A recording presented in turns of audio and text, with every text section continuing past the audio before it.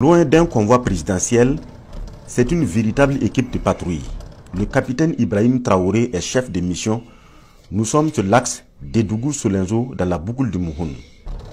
C'est une première depuis la crise terroriste qu'un président se rende sur une ligne avancée par la route. Le trajet n'est pas un long fleuve tranquille. Nous avançons à moins de 30 km à l'heure, car les embûches, il n'en manque pas. Ici, à la sortie du Dédougou, un piège à la mine soigneusement posé sur un passage obligatoire. L'équipe de déminage le détecte et le désamorce sans difficulté. Le danger est écarté et la progression se poursuit. Objectif, Solenzo auprès des Boys. À 30 km de la ville martyre, un deuxième incident. Le radar détecte une base suspecte. L'artillerie est mise à contribution et la base est détruite depuis des kilomètres.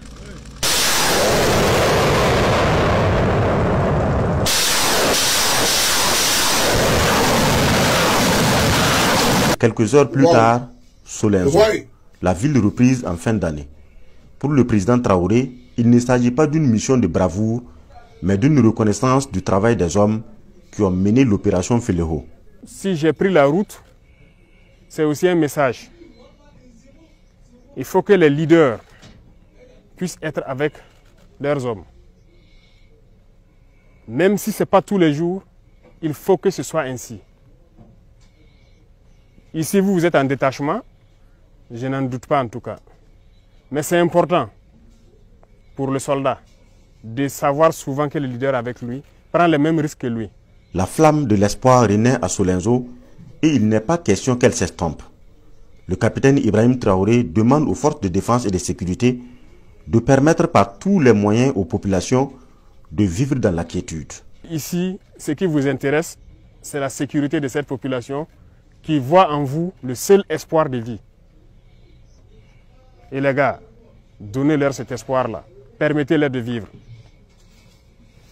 Vous êtes faits pour ça. La fatigue, le sommeil, ça ne nous connaît pas. Donnez-vous à fond. Parce que quand vous marchez, regardez-les bien. L'espoir qu'ils ont quand ils vous voient. C'est ça. Donc faites-les ressentir ça encore plus. Donnez-leur cet espoir. Donnez-leur la vie. Être ici parmi eux, ils se sentent vivants. Si vous partez, c'est la mort. Donc, mettez-vous au travail encore plus. Toutes ces populations dans les Banwa ici, il faut tout mettre en œuvre pour pouvoir les sécuriser. C'est vous qui avez ici le drapeau ici. Il n'y a aucune raison à ce que ce drapeau-là redescende. On fera la guerre là, on va marcher tête haute sur ce sol-là. Parce que ce sont nos terres. Donc armez-vous de courage, ne baissez jamais les bras. Il y aura des difficultés, ça c'est sûr. Déjà actuellement le climat c'est votre grosse difficulté.